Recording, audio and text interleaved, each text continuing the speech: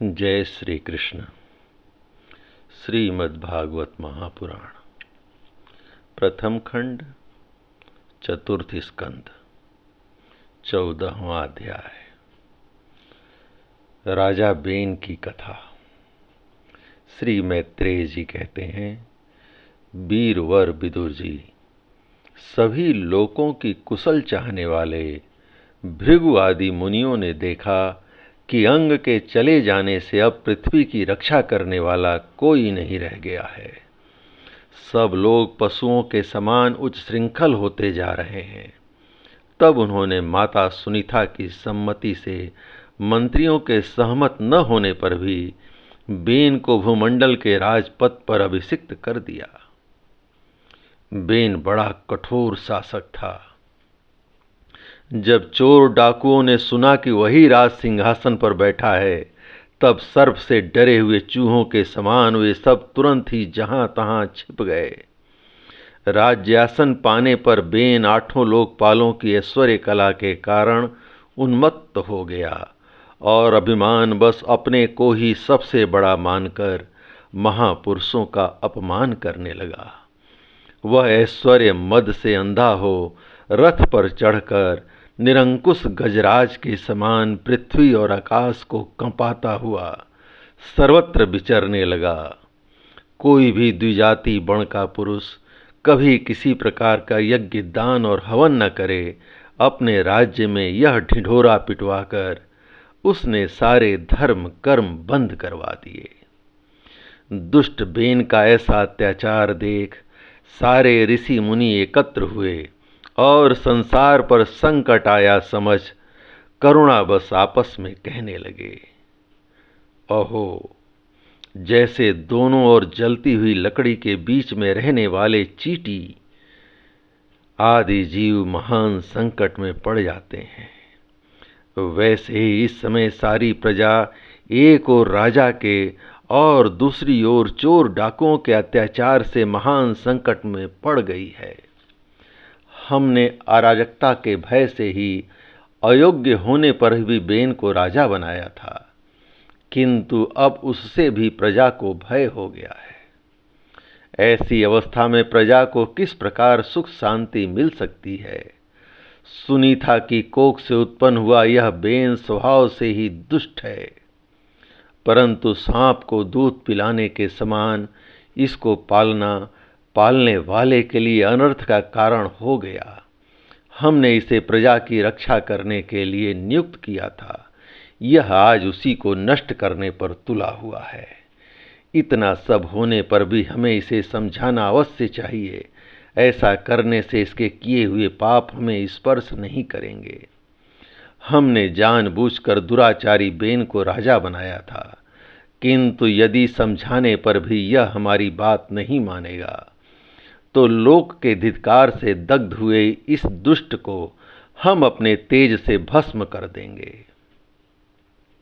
ऐसा विचार करके मुनि बेन के पास गए और अपने क्रोध को छिपाकर उसे प्रिय वचनों से समझाते हुए कहने लगे, राजन, हम आपसे जो बात कहते हैं उस पर ध्यान दीजिए। इससे आपकी आयु, श्री, बल और कीर्ति की वृद्धि होगी। तात, यदि मनुष्य मन, वाणी, शरीर और बुद्धि से धर्म का आचरण करे तो उसे स्वर्ग आदि शोक रहित लोकों की प्राप्ति होती है। यदि उसका निष्काम भाव हो तब तो वही धर्म उसे अनंत मोक्ष पद पर पहुंचा देता है। इसलिए वीरवर, प्रजा का कल्याण रूप वह धर्म आपको कारण नष्ट नहीं होना चाहिए। प्रजा का कल्याण रूप वह धर्म आपके कारण नष्ट नहीं होना चाहिए। धर्म के नष्ट होने से राजा भी ऐश्वर्य से च्युत हो जाता है। जो राजा दुष्ट मंत्री और चोर आदि से अपनी प्रजा की रक्षा करते हुए न्यायानुकूल कर लेता है, वह इस लोक में और परलोक में दोनों जगह सुख पाता है।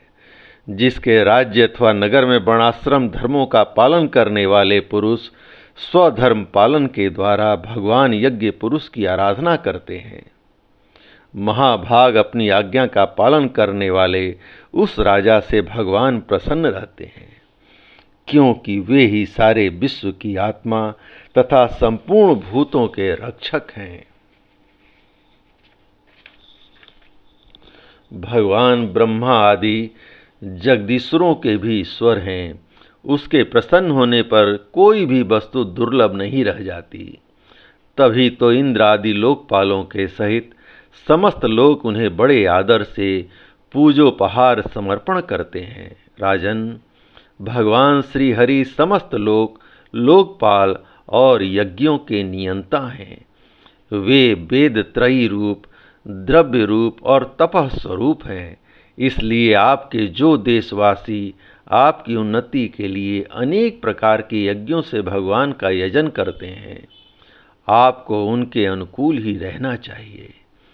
जब आपके राज्य में ब्राह्मण लोग यज्ञों का अनुष्ठान करेंगे, तब उनकी पूजा से प्रसन्न होकर भगवान के अंश स्वरूप देवता आपको मनचाहा फल देंगे। अतः वीरवर, आपको यज्ञ आदि धर्मानुष्ठान बंद करके देवताओं का तिरस्कार नहीं करना चाहिए। बेन ने कहा, तुम लोग बड़े मूर्ख हो। खेद है, तुमने अधर्म में ही धर्म बुद्धि बना रखी है। तभी तो तुम जीविका देने वाले मुझ साक्षात पति को छोड़कर किसी दूसरे जार पति की उपासना करते हो। जो लोग मूर्खतावश राजा रूप परमेश्वर का अनादर करते हैं, उन्हें न तो इस लोक में सुख मिलता है और न परलोक में ही।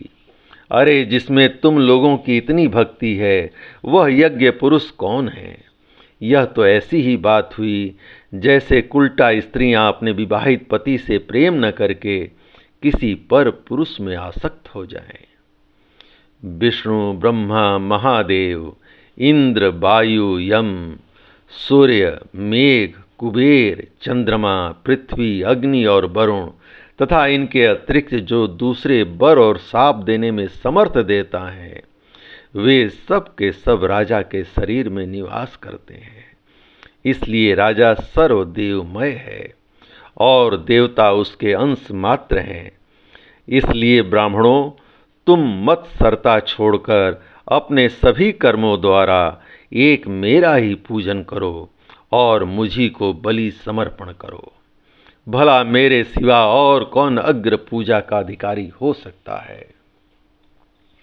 श्री मैत्रेय जी कहते हैं, इस प्रकार विपरीत बुद्धि होने के कारण वह अत्यंत पापी और कुमारगामी हो गया था। उसका पुण्य क्षीण हो चुका था। इसलिए मुनियों के बहुत विनयपूर्वक प्रार्थना करने पर भी उसने उनकी बातों पर ध्यान नहीं दिया। कल्याण रूप विदुर जी, अपने को बड़ा बुद्धिमान समझने वाले बेन ने जब उन मुनियों का इस प्रकार अपमान किया, तब अपनी मांग को व्यर्थ हुए देखकर वे उस पर अत्यंत कुपित हो गए।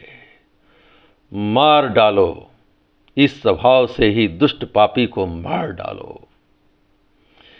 यह यदि जीता रह गया तो कुछ ही दिनों में संसार को अवश्य भस्म कर डालेगा।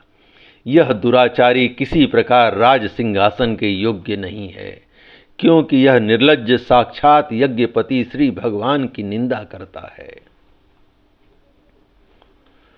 अहो, जिनकी कृपा से इसे ऐसा ऐश्वर्य मिला, उन श्री हरि की निंदा भागे बेन को छोड़कर और कौन कर सकता है? इस प्रकार अपने छिपे हुए क्रोध को प्रकट कर उन्होंने उसे मारने का निश्चय कर लिया। वह तो भगवान की निंदा करने के कारण पहले ही मर चुका था। इसलिए केवल हुंकारों से ही उन्होंने उसका काम तमाम कर दिया। जब मुनिगण अपने अपने आश्रमों को चले गए, तब इधर बेन की शोकाकुला माता सुनीता मंत्र आदि के बल से तथा अन्य युक्तियों से अपने पुत्र के शव की रक्षा करने लगी। एक दिन वे मुनिगण सरस्वती के पवित्र जल में स्नान कर अग्निहोत्र से निवृत्त हो नदी के तीर पर बैठे हुए हरि चर्चा कर रहे थे। उन दिनों लोकों में आतंक फैलाने वाले बहुत से उपद्रव होते देखकर वे आपस में कहने लगे, आजकल पृथ्वी का कोई रक्षक नहीं है, इसलिए चोर डाकुओं के कारण उसका कुछ अमंगल तो नहीं होने वाला है।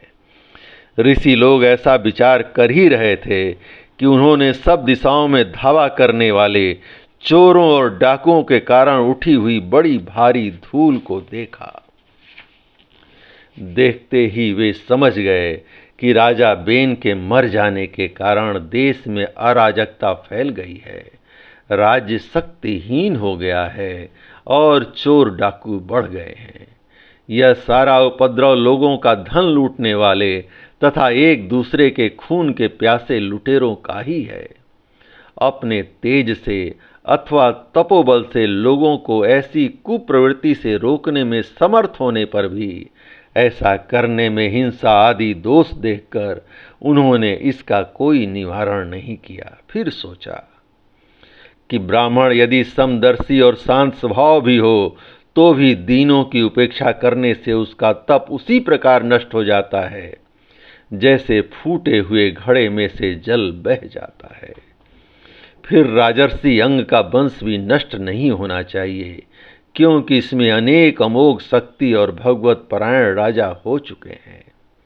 ऐसा निश्चय कर उन्होंने मृत राजा की जांघ को बड़े जोर से मथा तो उसमें से एक बौना पुरुष उत्पन्न हुआ।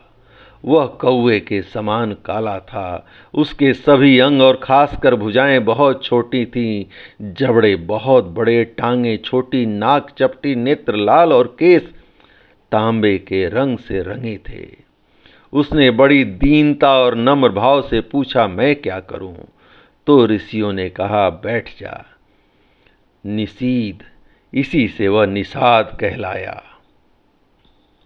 उसने जन्म लेते ही राजा बेन के भयंकर पापों को अपने ऊपर ले लिया, इसलिए उसके वंशधर नौसाद भी हिंसा, लूटपाट आदि पाप कर्मों में रत रहते हैं। अतः वे गांव और नगर में न टिककर वन और पर्वतों में ही निवास करते हैं। जय श्री कृष्ण। भगवान श्री कृष्ण की महाकृपा से श्रीमद्भागवत महापुराण प्रथम खंड चतुर्थ स्कंद का 14वां अध्याय संपूर्ण हुआ। जय श्री कृष्ण।